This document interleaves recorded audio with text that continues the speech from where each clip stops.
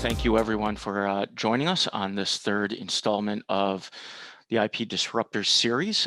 This is our fireside series developed in partnership with the IP 100, and this is for educational purposes only, in conjunction with PetSnap's Learning Academy. What we're trying to do here today is to bring topics that bridge the gap between innovation strategy, business strategy, working across the entire life cycle, from ideation and R&D, legal downstream aspects, and ensuring that intangibles are hopefully being treated as assets that they are. Today, we will talk about how to use IP insights to monitor and adapt to market changes. And I will be the host. My name is Jason Resnick. I'm a patent agent, and I've been in the innovation services space pretty much my whole career. We have three guests that are joining us. As always, we have Stephen Robertson of Metis Partners, who is a 20-year veteran working on innovation matters, runs Metis Partners, which is a very well-known, respected innovation consultancy, and he's authored a number of books in the space. We also have Peter Cohen, who is also a veteran with a few decades in this area. And in the last few years, Peter has been working with the IAC, or the Innovation Asset Collective, in collaboration with the Government of Canada. Peter's been working for a number of both small and medium-sized entities, multinationals, and venture firms, and he has about 70 patents as the name inventor in the clean energy sector. We also have Sam Wiley. Sam is at PetSnap, and Sam is the content marketing head for PetSnap, who, like me, has spent quite a bit of time on different areas of the life cycle, whether it's the connected innovation intelligence piece, or also on more the downstream and in the renewals area. Just going to cover a couple of housekeeping points before we start. Today's event is being recorded, and we'll be happy to share the link with you after this event is complete. Stephen and Peter are co-authors of the book that actually inspired this webinar series, Intellectual Property Strategy, Practical Guide to IP Management. And towards the end of the webinar, we'll make a few draws for folks that are interested to send you a few hard copies in the mail. We also would really invite comments and questions in the Q&A area. If we see them on the screen, we will try to get to your questions during the webinar and not just save them towards the end. So with that, we are going to kick off. And what I would say is PetSnap's North American headquarters is in Toronto.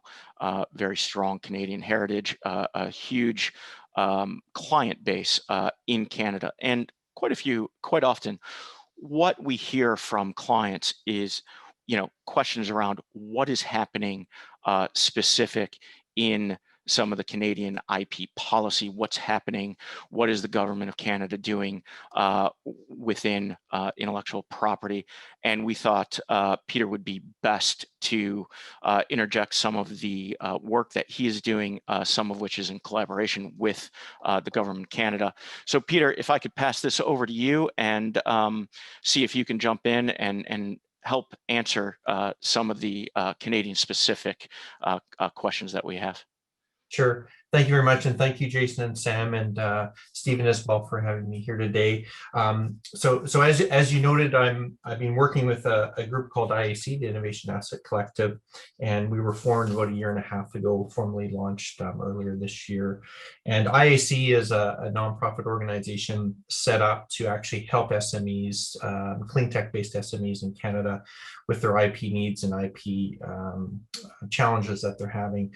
And to answer your question about what the government's doing The government's actually about 3 years ago launched their national IP strategy, and there was three arms to that. The first arm was around an education piece that deals with many law firms and really, law schools, and really helping companies that want to work with law schools through some law clinics. Second piece was what's called IP Explorer, which is really a data warehouse of the IP that's available for purchase or transfer, potentially through some of the tech transfer offices. So it's really like not a clearinghouse, but it's a repository. So there's the two pieces. The third piece, which is the substantive piece, which is the piece I lead, which is being operationalized through the Innovation Asset Collective, is what's called a patent collective.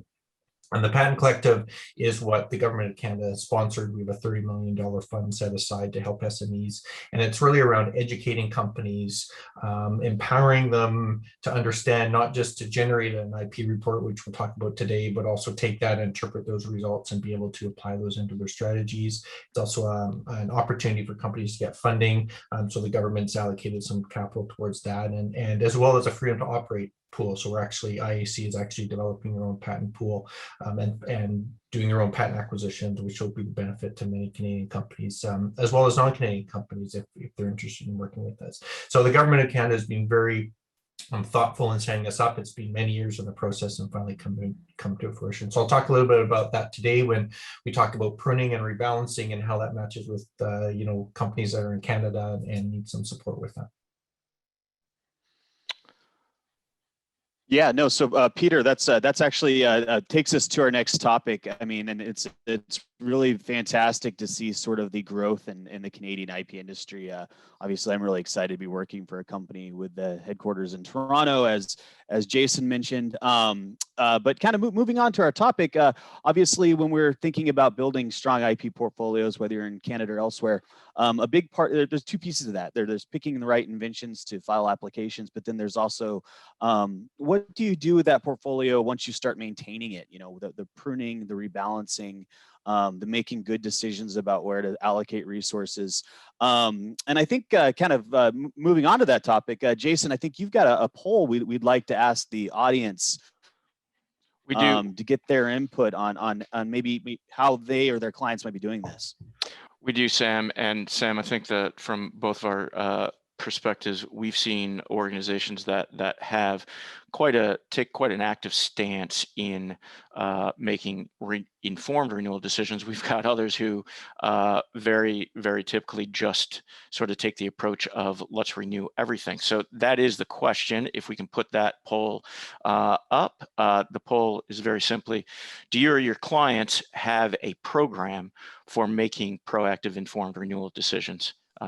Simple, quick question, and you can all vote, and then we'll take a look at where the answers are coming back. There we are. So actually, Sam, I mean, I think sort of this isn't this isn't all that dissimilar.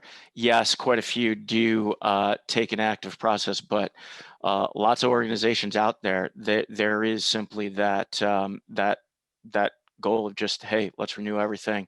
Let's keep renewing it for all 20 years, or whatever that is.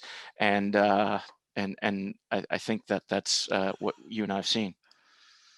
Well, yeah, and I think Peter and Stephen will talk about this a bit in just a second. But I mean that 75% that does have a process in place, there's probably a pretty big spectrum in there. There's probably some really simple processes where there's a simple point system and you don't get to renew a few patents per R&D department, all the way to some really elaborate, sophisticated systems that I think folks like Peter and Stephen are more familiar with and advising their clients. So kind of, Stephen, starting with you, how do you advise clients and people you work with on the best approach to maintaining, pruning, and rebalancing their portfolios?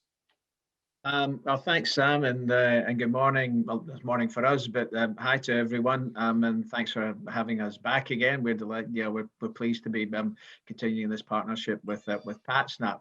And I should have said, actually, Jason, I'm thrilled to have Peter on with us. Peter and I have known each other for more than 10 years now. I think we discovered each other. We met at IBPC, and wasn't, I think it was one in the over in the West Coast, wasn't it? About 10 or 12 years ago, something like that. And we've been talking and even working together ever since, which is great. And then we collaborated on the book, which was obviously why we brought Peter in today, and he wrote the chapter on IP pruning. And yeah, we are going to be giving away some free copies. And I think we're also going to be offering a substantial discount on the book as well to participants today. So you'll get more information on that. But coming back to the topic, in terms of pruning and rebalancing the portfolio, I think, yeah, what Peter and I talked about was I'm going to kind of talk from the IP 100 perspective and some of the SMEs that we get in there, and then expand that. So I think one of the things that we talk to companies about is, you know, and it goes beyond just rebalancing your patent portfolio. It's more about actually, have you got a grip of the inventory of the key IP assets in your business? What are the key IP assets, whether they are patents and trademarks and then associated trade secrets and other intangibles that you may have? Because a lot of companies, you know, just don't have a strategic approach to that. So, you know, that's usually our opening gambit. Okay, what are the key IP assets in the business? Have you got an inventory of those? How well protected are they, and where they are registered and the renewals due? How are you looking at those? And I think that certainly the kind of qualitative of what we've done with IP 100 entrants and some of the surveys that we've done suggests that they, like the poll, they are becoming a bit more sophisticated. They are reviewing, and I guess during COVID, that's really put the spotlight on IP for a lot of businesses, both from a cost point of view, but also from an opportunity point of view. You know, so looking at the costs of the IP portfolio. Is it a cost center, and how do we manage those costs, and that may therefore have some leaning towards, you know, actually strategically reviewing, or no, actually we don't know how to do that. It's not a big issue. We've always just renewed them, and so everything's going to be renewed. So cost is definitely an issue, and that usually puts a spotlight on the IP. But secondly, COVID has made it an opportunity issue, which is, okay, what IP have we got, and how does that help us pivot? And therefore, is the IP that we need in the future as we change our strategy going to be different? And how do we prune our portfolio in light with the change in strategy from where we were to where we're going?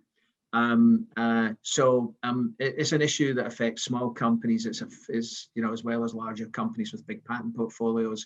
Is an issue that has definitely been sharply in focus during COVID. And so yeah, I mean, Peter, what in terms of, you know, some of the companies you've worked with, and even when you worked in-house, you want to share some of your experience on that? Yeah, I'll share, you know, my experience, and your poll was very interesting as well, because I think when I look back to some of my time in-house, if I asked 10 people in one company, we'd actually get the same spread on the poll, even inside the same corporation that was running the same portfolio.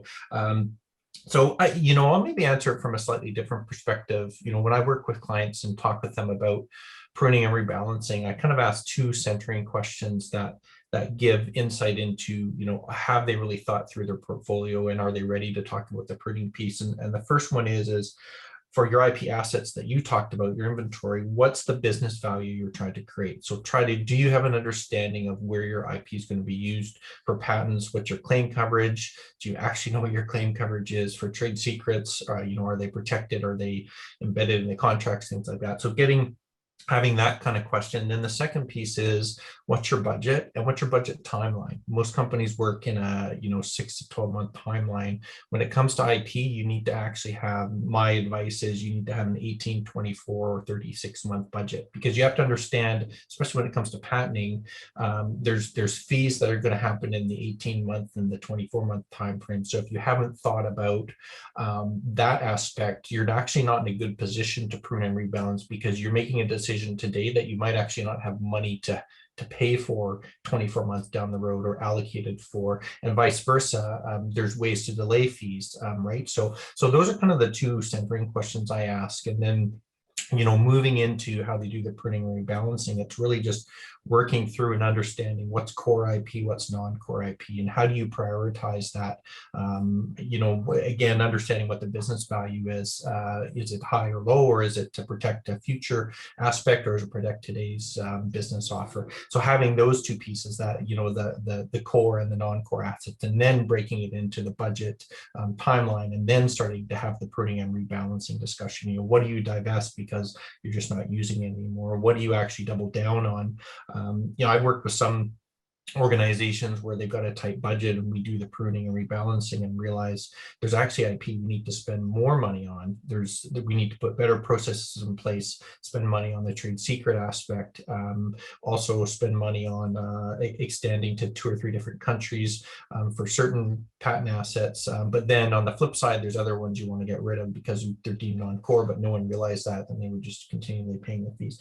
So that's kind of the approach I have, is really on the pruning and rebalancing, is to center it on the business value you're trying to create and understanding that over a period of time.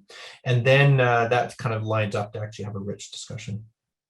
And if I can chime in, actually, you've reminded me of something that when we've got clients who actually have an IP strategy and written down or want an IP strategy, then it may start with a simple set of 12 PowerPoint slides, and one of those will be what's the key inventory of IP assets that we have, and then rating them, typically related to materiality of revenues and now and forecasts.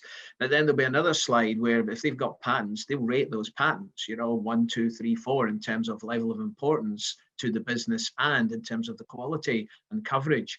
So those. So it's not I guess the process of pruning and rebalancing. They should already be thinking of the backdrop to this. What information do I need to actually do this? What information do I need at my disposal? How do I then go and make the business case to the head of department or the CFO to say, here's our business case for cost and the rebalancing, pruning, if you want to call it that. Yeah.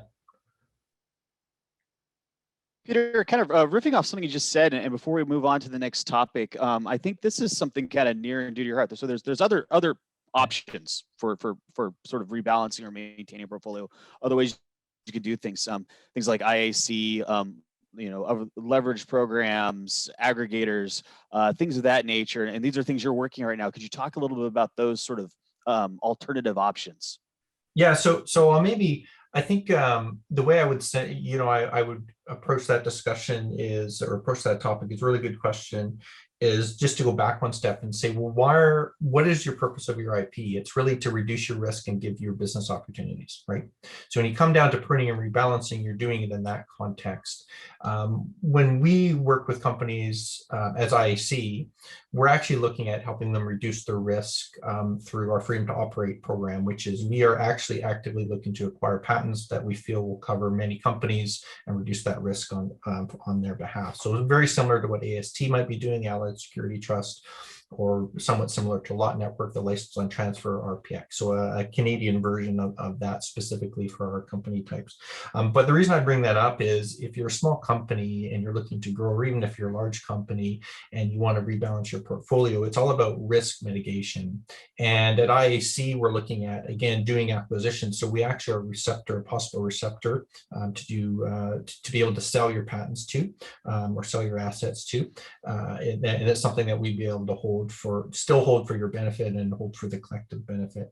The other thing that IAC is doing is, again, because we are looking at doing acquisitions on our own, again, it's about risk mitigation. So you realize when you're pruning and rebalancing, you're going through your assets, you don't have something. Is it something IAC has? So can you actually still have IP rights or access to IP rights without actually putting, the high volume of capital and you do your own acquisitions? So IAC is kind of a program that can be used in parallel or in conjunction with the pruning and rebalancing discussion, through our acquisition program, as well as through our leverage buying program that we'll be rolling out down the road.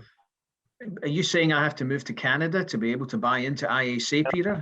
So I will back up. We are funded by the Canadian government, so we are focusing our first launch on Canadian SMEs. But if you're a non-Canadian company and want to work with us, it's something we can chat about down the road. Certainly open to that, but looking to make benefit.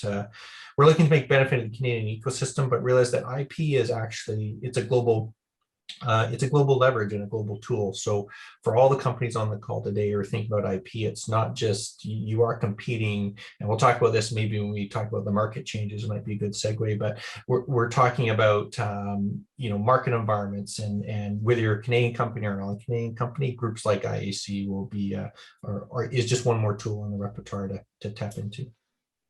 And there are other pools that you can tap into if you're not located in Canada, and they're not beyond the means or scope of an SME either. They're not just for big companies.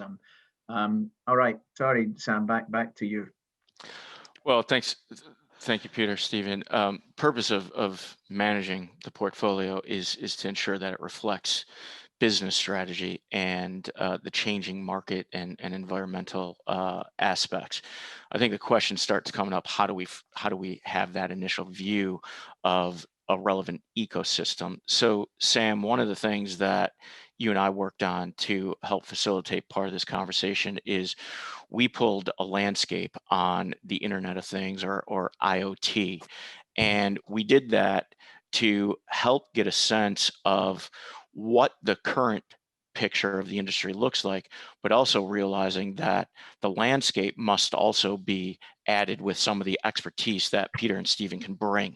Sam, why don't you give a chance, go into some of the slides and show the audience what we were able to find, and then how Peter and Stephen might put their expertise on top of that in order to make the best informed decisions. Yeah, let me just share my screen real quick. Can everyone see this? Do we have the landscape up? Yep, looks good. Great. So yeah, so like Jason said, we wanted to put together sort of an example of how complicated ecosystem can get, and that there's the data and insights in this, and then the sort of expertise people like Peter and Stephen can bring to this. But one of the ones we wanted to show, like Jason said, is the Internet of Things, because this is a more and more IP spaces are becoming like this, but this one is probably the most pronounced, where you have wildly disparate players, companies from industries that maybe used to have no contact with each other, or may have been sort of a buyer-seller relationship, a partner relationship, upstream, downstream.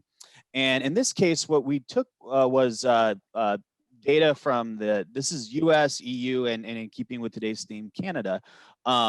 But these are all patents in IoT, and we broke them up into kind of 4 categories: consumer electronics, communications, software, and semiconductor. And again, like I was saying a second ago, perhaps in the past, some of these really were more like sort of different points along the same stream. But if you look at, let's say,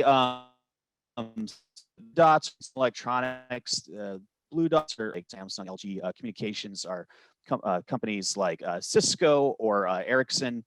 Software is Google or IBM, Microsoft, Facebook. Semiconductors would be things like Intel, AMD, and so forth. You don't see a nice sort of segmentation of these industries. They're kind of piled on top of each other. So, for example, we see consumer electronics and communications sort of this sort of dogfight around the core signal processing technology. And I should say that in this particular data set, we really focused on the digital transmission component of IoT. So obviously communications and consumer electronics are a bit overrepresented, and semiconductor, being more of a hardware technology, is a little bit underrepresented. But we just see a lot of these companies patenting on top of each other, even though that maybe their relationship might be that they really need to partner with each other.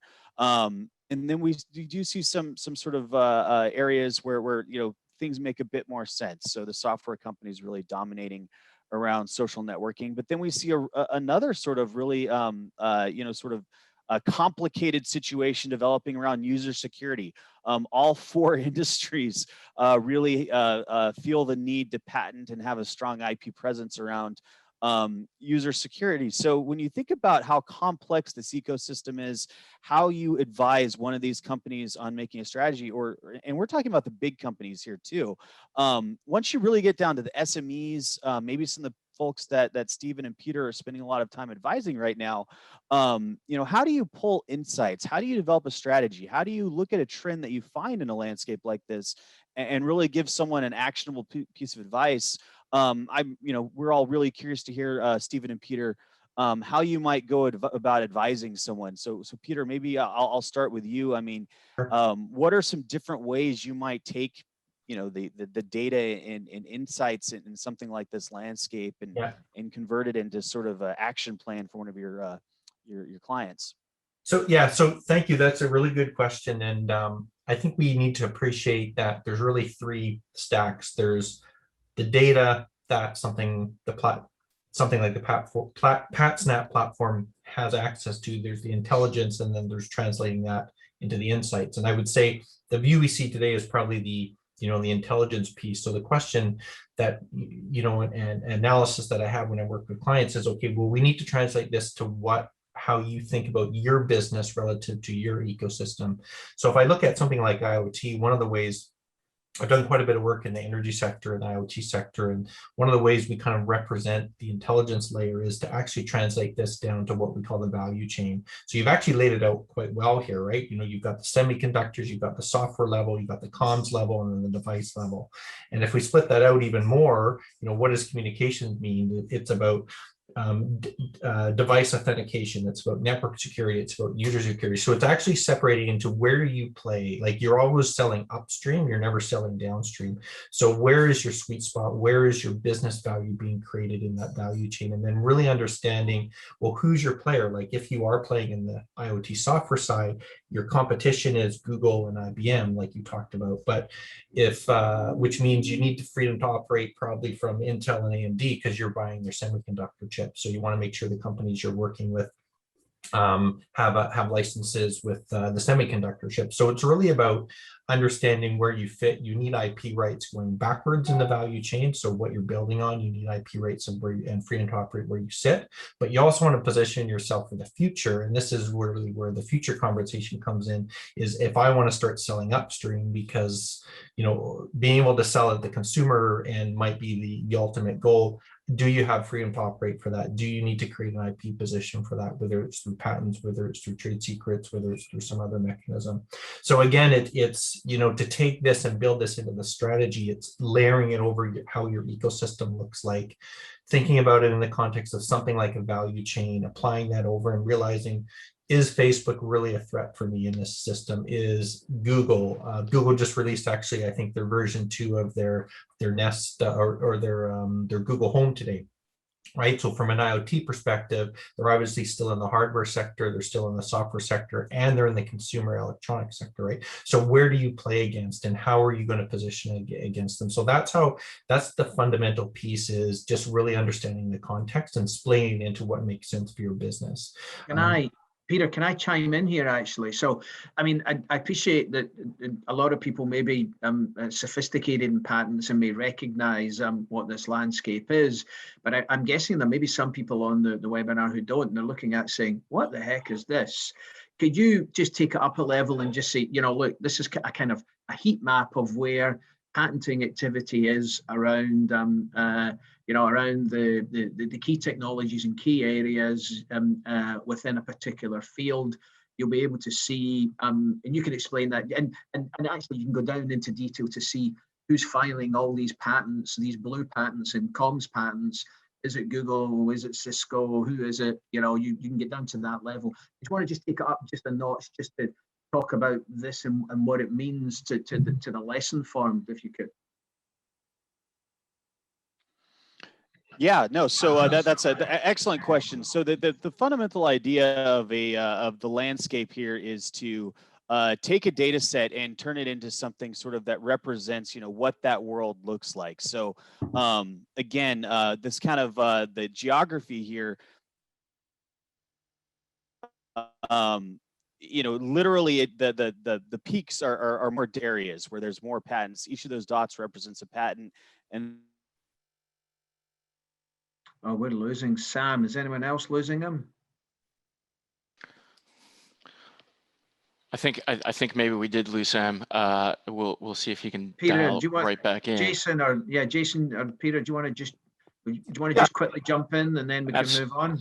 Absolutely no. I think what we're doing is looking at the landscape, and we can splice and dice this in a whole variety of ways. One of the things that our clients enjoy seeing is what would this space look like on either a pre-M&A basis versus a post-M&A basis. So if you're having the buy versus build decision coming at you, and you want to say, hey, what would the landscape look like if I did a roll up and I went out, consolidated a few of these organizations? How would I then have some level of ownership or be the prime player in a particular space? How does the space change based on things such as M&A activity? So my addition is to really build on the team's point here is, for those that haven't seen Labscapes before, it's a really easy mechanism for usually a trusted advisor, an IP analyst, to be able to sit down and say, well, we actually know where the competition is moving. We know where the ecosystem is moving. We know where the market's moving. If you want to, combine data from 2 or 3 companies to understand if they were to do a merger, what would their IP position look like? So really, I mean, part of the topic today is in pruning and rebalancing is doing that in the context of your market environment. So the landscape is just a very simple way to do that. And as a consultant, that can be turned into actions and built into a strategy fairly easily, because we have a standardized process to do that and a standardized methodology, the way we think about it. But the fundamental piece is you have this data set to build to do that analysis from. The analogy I often used is the exact same thing as marketing. When you go into a new market, you have to understand who the market players are, who's selling product, and the landscape here is really the same aspect, but just really coming at it from IP-based data and non-IP-based data that will influence your patent position or your IP position. Yeah, thanks, Peter. To that point, one of the things that we also like to do is, yes, we love the fact that we are partnered with the IP 100, and sometimes you're looking at the organizations with those larger or mid-sized portfolios.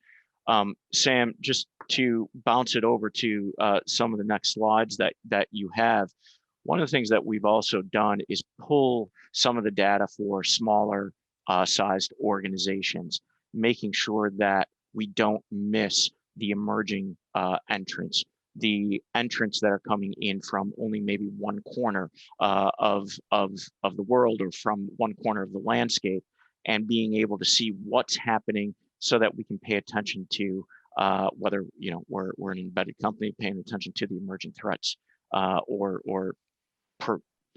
portfolios that we may not necessarily know of for the next few years. Sam, you have another chart here that you could jump into. I guess in terms of the slide here is more about deal activity and size of deals and funding that's going into IP-rich companies. I think certainly what we've noticed is that over the 5 or 6 years that we've been running the IP 100, it's become clear that the types of companies and the sector split of companies has changed. And we're getting much broader representation of companies who are interested in IP and managing their IP portfolios. Whereas initially it was a lot of tech, and we're now getting manufacturing, material science and engineering, obviously, but even retail in terms of e-com and licensing, manufacturing, construction, and business services companies are becoming much more active in managing their IP strategy. What we've also found is, as they've done that, as they move through the IP 100 year after year, they seem to be raising capital a lot quicker and doing more deals. And I definitely think that's because they're more IP savvy. They're able to have a more active IP, and they're more confident about their IP narrative with their investors. They're more confident about M&A that may involve IP. And I think that, as a result, the market has just become much more active. Peter, I don't know if you want to just chime in on that. Yeah, I'll give you my thoughts on that. So we talk with a lot of companies in Canada at IAC and SMEs, as well as companies outside as well. And the one thing I've noticed in the past year and a half, 2 years, is there's been a different shift. It used to be why are we talking about IP? Now now they're saying, well, how do we think about it? So there has been a bit of a shift, both on the investor side as well as on the SME side. So, and it's interesting because the multinationals, the highly sophisticated multinationals and strong IP positions have always been talking like this, and now we're starting to see some SMEs realizing that if they want to grow and scale and compete, you have to do it. There's been some research done, at least in Canada. And these numbers actually are fairly constant across what I've seen in Europe as well from some European-based SME research. But in at least in Canada, Stats Canada has done some surveys, and SMEs that have IP are 60% more likely to be high growth. And high growth is, I think, 20% year over year on average increase on their top line. And companies and SMEs that have IP in Canada, and IP could be patents, trademarks, trade secrets. It's not just patents; it's the whole asset class. They're four times more likely to be export-based businesses or moving to export-based businesses.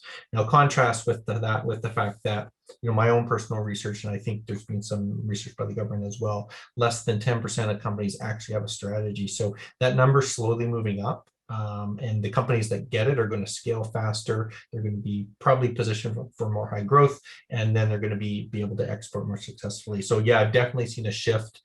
So like companies like that are on the IP 100 list, as well as not just that I've seen in Canada, or like Stephen says, are not just the ITC companies. It's the med tech, it's the health tech, it's the fintech companies. Actually, some of the banks have IP positions now, and they're all coming from acquisitions they've done. So we're invested in. So it's really interesting that it's definitely been a growth factor over the past few years. Peter, one of the things that, just to play onto what you just mentioned, one of the things that our services team is seeing is, to your point, we're seeing it from two different angles. One, the investors are now requesting a lot more of the intelligence, as you say, whether from the landscaping or whatnot, from the data about what the companies they're investing in have, and making sure that IP is a bigger part of due diligence up front. We're also seeing that on the complete opposite side, where those organizations that may have a small IP footprint are trying to do much more understanding of the value of that IP so that it can be leveraged for going back to the well, making sure that they have that front and center when they're trying to get yet another round of funding or go into some of the programs that you are working on with the IAC. Yeah, it's interesting. We had IAC had a webinar 2 weeks ago. It was on actually raising capital and using IP for that portion. And we had Lala Ramatura from BDC Capital, who runs the IP fund out of BDC. And she talked a lot about the difference between value and valuation. And companies need to understand who they're pitching to, and also be able to come prepared to talk about value and talk about valuation, and do they have the insight and intelligence inside them? Do they have access to those tools to be able to help them position? Was kind of one of the questions that was raised. Yeah, no, I would echo that. I mean, I think that again, what we've seen is in my old days in corporate finance, companies would be told, oh, don't raise too little, always raise more money than you need. Don't go back to the market too often, because it makes you make you look stupid, because it means you don't have a grip on your strategy, and you don't have a good grip on forecasting and budgeting. But actually what we found is IP rich companies are going back to market, 1 year after the next. Because they're seeing opportunities to grow, they're scaling up quick, so they need access to more capital, and they're much more confident in talking about the value of IP and its role in helping them drive the growth of the business. And I think your final point's quite good, the difference between value and valuation, and I'll maybe take a different spin on that. But when we are doing work with companies who are fundraising, both equity fundraising and even exiting, they may want a valuation of their IP, not because they're going to say to the buyer or to the equity investor, hey, the value of this IP should be added on to my business valuation. Hey, you need to take the value of this IP into account in the equity valuation. But what they're doing is they're saying, look, the exit valuation is based on this 6 times, a 6 times EBITDA, whatever the multiple is. And then they're saying, I've also got this IP valuation, and it really is underpinning what the future of this business is going to be like. This is the IP that's driving the future value. The business valuation is based on historical financials, and it's kind of looking backwards. The IP is here to help you see the value going forward. So that's what you're buying into. That's what you're acquiring. And so that IP valuation with the diligence in it can be a really good narrative to put in front of the buyer. And you can do the same with an equity valuation, because you're able then to say to the equity investor, look, you may think that, you may be wondering why my equity valuation is so high. Why am I trying to raise money at this big number? It doesn't look right with, the early stage growth of the business, but we've got a hockey stick growth coming, blah, blah, blah. But actually they can say, we got this IP valuation, take a look at that. You can see how that's going to drive the future value. And that's why we're seeking that equity valuation of X. Listen, but as we've proven, not everybody has the same view, and there's a special purchaser, someone who's got special value. I remember one of the first companies in the IP 100 was SwiftKey. And Peter will remember, because the head of IP was Gareth, who actually wrote a chapter in the book. SwiftKey had 7 million revenue. Microsoft came in. They were a 7 million revenue software company. QWERTY keyboards, I think it was. Microsoft came in and paid 250 million. There's no IP valuation that could support that number. That was them saying, this is disruptive IP. This is a strategic acquisition. We really want to get our hands on that. So that's about value. That's not about valuation. Stephen, sorry for the technical difficulty, but just real quick, I'd like to interject here with the screen I wanted to share earlier, because I think it speaks exactly to what you're talking about here. I went into our discovery platform and I pulled some information exactly what you're talking about. I'm looking at some deals in IoT from the past 6 months, and we see some decent sized companies like LoJack and so forth kind of being sold for these decent amounts. And then just going in and looking at the portfolios to support those deals was actually kind of interesting. I mean, a lot goes into these valuations, of course, but you sort of see LoJack, the actual deal value was very close to sort of the calculated value that we came up with in PatSnap. So I think it's really interesting to see how these sort of things, these values, bake their way into the deal prices. Yeah, and I think the more tools you have at your disposal to be able to support decision making and to give you some insight into what's going on in the market, I think that was kind of what Peter and our closing pieces were. It's more about, the first part of this webinar was about looking inward. What have you got? Pruning it, and looking outward and seeing what's going on in the market, and how do we prune and adjust our portfolio, all the IP assets we've got, and then saying, actually, let's look beyond, what's happening in the much bigger, wider market. Where are we going as a business? Are we fundraising? Do we need more capital to grow? Are we going to exit? Who's going to be interested in us, and what's the IP narrative? And how do we get some visit? What's an IP narrative we need to create for that situation, that scenario? And how do we get some visibility of who we are? Because there may be buyers or funders out there who are not in our continent and they don't know us right now.